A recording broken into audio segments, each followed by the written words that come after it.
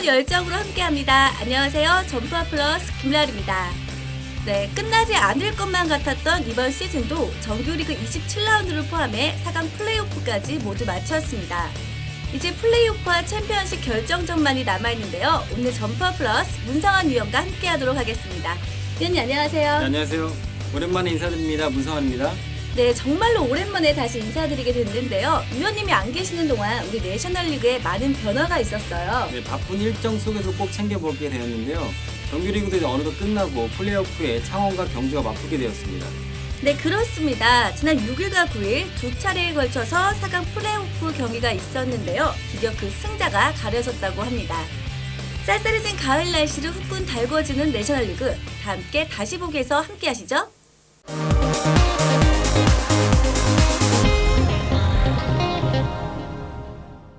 2013 내셔널리그 정규 시즌 경기가 11월 2일 27라운드를 끝으로 마무리됐습니다.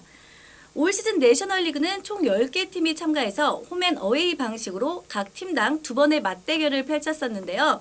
3월 9일 울산과 용인의 개막전을 시작으로 굉장히 이변이 많았던 그런 시즌이 아니었을까 싶습니다. 그렇습니다. 올 시즌은 다른과 다르게 정말 이변들이 많이 일어나는 시즌이었습니다. 특히 개막전부터 전통의 강호죠. 울산 대 미포전이 용인시청이 패배를 하면서 이변이 시작되었다고 할 수 있겠습니다.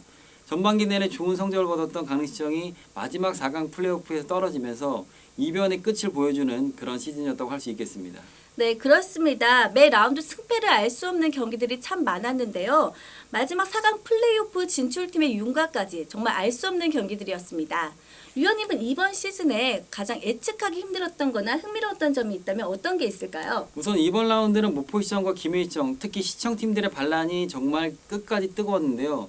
우선 강릉시청이 전통의 강호였죠. 전반기 내내 1위권을 유지하다가 후반기에 사실상 4강 플레이오프에 떨어지면서 안 좋은 모습을 보였는데 이 강릉시청의 박문영 감독이 올 시즌 후반기 성적이 좋았더라면 내셔널리그 통산 감독 100승을 할 수 있었거든요.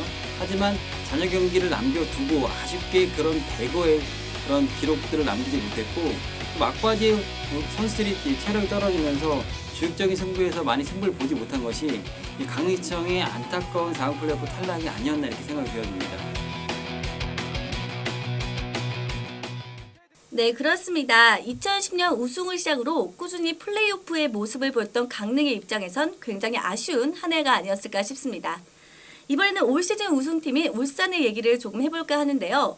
개막전 용인회가 패하면서 조금은 불안한 자리를 보였던 울산이었는데 결국 정규리그 우승까지 차지하면서 2011년에 이어 2년 만에 우승을 다시 거머쥐게 됐죠. 그렇습니다. 사실상 울산 대 미포선이 올 시즌 우승할 거라고는 아무도 예상을 하지 못했습니다.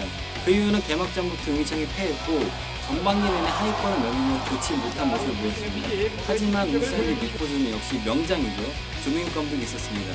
후반기에 선수를 대거 바꾸면서 어떻게 보면 팀을 리빌딩하면서 모든 사람들의 걱정 우려했는데 사실 저조차도 사실상 후반기에 조직력이 더 와야 되지 않을까 하는 그런 부담감을 가졌습니다. 하지만 역시 울산현대 미포선의 조민욱 감독은 멋진 조직력의 완성으로 후반기 내내 연승을 이어가면서 사실상 우승을 확정지었고 또 어떻게 보면 울산현대 미포선의 김선민 선수라는 거치권 선수가 나오면서 대기록도 많이 세우지 않았겠습니까?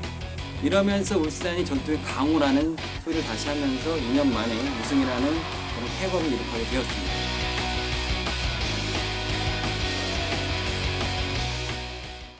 네, 울산의 정규리그 우승을 다시 한번 축하드리고요. 남은 챔피언 결정전에서도 좋은 모습 기대해 보도록 하겠습니다. 네, 이번에는 올 시즌 중위권 팀들의 활약을 살펴보도록 할 텐데요. 지난 시즌까지 중위권에 머물렀던 인천이 올 시즌 정규리그 2위를 차지하면서 신흥 강호의 모습을 보여줬고요. 올 시즌 용인은 9위까지 떨어지면서 조금은 쓸쓸하게 시즌을 마무리했습니다. 그 밖에 또 부산과 목포는 지난 시즌 나란히 하위권에서 중위권으로 조금 올라오면서요. 다음 시즌을 올 시즌보다 더욱더 혼돈의 내셔널리그를 기대하게 했습니다. 다음으로 지난주에 4강 플레이오프 두 경기가 모두 치러졌었는데요. 리그 9경기 무패를 달리며 무서운 집중력을 보이고 있는 창원이 마지막 라운드 2연승으로 상승세를 보이고 있는 경주와의 플레이오프 1차전 경기가 있었습니다. 네, 그렇습니다. 이날 경기는 경주 한수원의 손설민 선수가 대활약을 하면서 창원시청 2대0으로 승리라는 대쾌거를 이루었는데요. 우선 손설민 선수가 유준 선수에게 전반 29분 멋진 크로스를 올려줬고 유준 선수가 그의 헤딩골을 보답을 했습니다. 역시 후반전에는 손설민 선수가 본인이 직접 만든 골로 사실상 팀이 2대0 승리를 이루었는데 이 두 팀의 역대 전적을 보시면 8승 7무 4패로 창원이 우세했습니다. 또 올 시즌 3번 만나서 1승 1무 1패로 상당히 박빙 넘친 승부를 많이 펼쳤습니다. 이날도 역시 중원에서의 박진감 넘치는 경기를 많이 펼쳤는데 역시 골 결정력이 강한 경주 한수원이 4강 플레이오프 1차전의 승리를 가져가게 되었습니다. 2차전은 9일 창원에서 열렸는데요. 홈에서 1차전을 승리를 가져갔던 경주가 다시 한번 유리한 고지를 점령할 수 있을지, 아니면 창원이 홈에서의 극적인 뒤집기로 플레이오프 진출을 할 수 있을지 무척 기대됐던 경기였습니다. 네, 이날 경기는 창원시 입장에서는 1차전에 2대0으로 졌기 때문에 대량제 필요한 경기였습니다. 하지만 경기 초반 경주 한수원이 중원 밀필 상황을 하면서 남광현 선수와 조재홍 선수가 득점을 했습니다. 하지만 이대로 물러설 창원시청이 아니었습니다. 곧바로 정상 선수가 득점을 하면서 전반은 2대1로 마친 창원시청이라고 할 수 있겠습니다. 후반전 역시 창원시청이 경주 한수원을 강하게 밀어붙이면서 후반 35분 김동환 선수의 골로 2대2로 다시 원점을 만들어놨습니다. 하지만 막바지 체력이 떨어진 창원시청이 경주 한수원의 장주 선수에게 골을 내주면서 창원의 총공세를 경주 한수원이 끝까지 잘 막아내며 1, 2차전 합계 5대2로 다음 라운드 인천을 상대하게 되었습니다.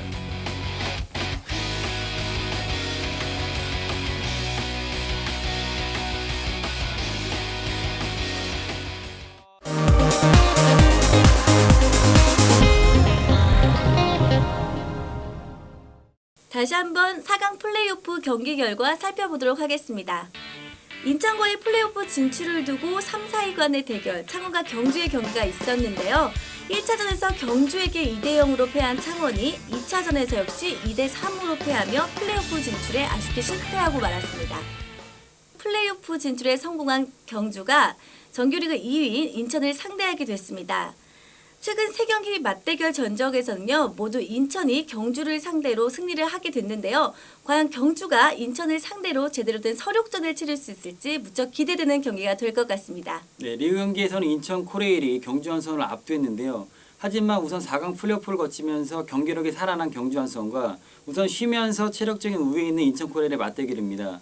하지만 역시 경주 한수원에는 미드필더 라인이죠. 조정 선수와 손상민 선수가 상당히 좋은 활약을 보여주고 있고 또 공격수에서 깜짝 수비수로 변신한 유준 선수의 활약 여부에 따라서 이날 멋진 경기가 펼쳐질 것이라고 예상이 되어집니다. 그렇다면 인천에서 주목할 만한 선수에는 어떤 선수가 있죠? 그래서 인천 코레일이 리그 2위로 진출했기 때문에 한 일주일 정도의 휴식 기간이 있었습니다. 그래서 체력적으로 우위가 있는데요. 우선 김용훈 선수와 김덕 선수를 꼽을 수 있겠습니다. 이 두 선수의 어떻게 보면 미드필더 준인용 싸움에서 이기면 경주 한수원을 상대로 좋은 승리를 가져갈 수 있겠습니다. 홈앤 어웨이 방식으로 경기를 하다 보니까요. 플레이오프 1차전 경기가 굉장히 중요할 것 같은데요. 양 팀이 승리를 가져가기 위해서 꼭 주의를 기울여야 할 점에는 어떤 점이 있을까요? 아무래도 경주 한수원 같은 경우는 4강 플레이오프에서 창원시청을 만났기 때문에 경기력적인 측면에서는 우위에 있다고 보시면 될 것 같습니다. 또 인천 코레일은 어찌됐건 1주간의 휴식을 거쳤기 때문에 이제 체력적인 우위에 이제 점할 수 있게 됐는데요. 두 팀 모두 패턴이 상당히 비슷한 팀입니다. 중원에서의 강한 압박으로 인해서 볼 점을 높여가면서 어떻게 보면 사이드에서 공격 옵션을 선택을 해야 되겠는데요. 이날 역시 키포인트는 역시 상대 진영에서의 집중 높은 한 방이 어떻게 보면 경기 승리를 가져갈 것 같습니다.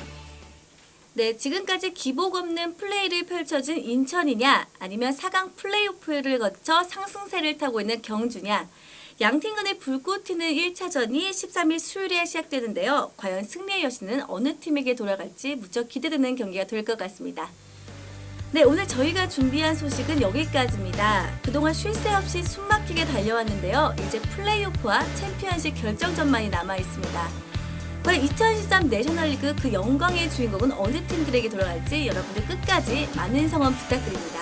네, 올 시즌 정규리그는 정말 이변이 첨천한 경기들이 많았습니다. 이제는 4강 플레이오프와 챔피언십만 남았는데요. 끝까지 내셔널리그를 사랑해주시는 팬들이 됐으면 좋겠습니다. 네, 오늘도 문성원 해설위원이 감사드리고요. 저희는 다음 시간에 만나요. 내셔널리그 중심 점프업 플러스!